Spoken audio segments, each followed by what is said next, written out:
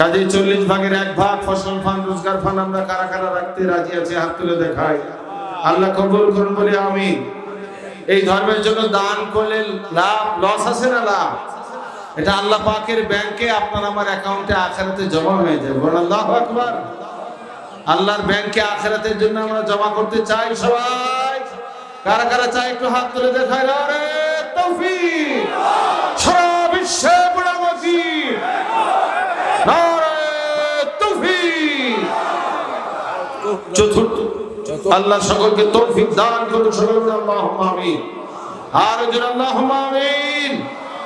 এই হলো 3 নম্বর কর্মসূচি মালি বন্দেগী। চতুর্থ কর্মসূচি হচ্ছে তাবলীগে খাস এবং দাওয়াতি কাজ। তাবলীগে খাস নফল না ফরজ, দাওয়াতি কাজ নফল না ফরজ। তাবলীগে খাস হচ্ছে তাওয়াসুবিল হক, সূরা আসরে আছে। কোন সূরার ভেতরে?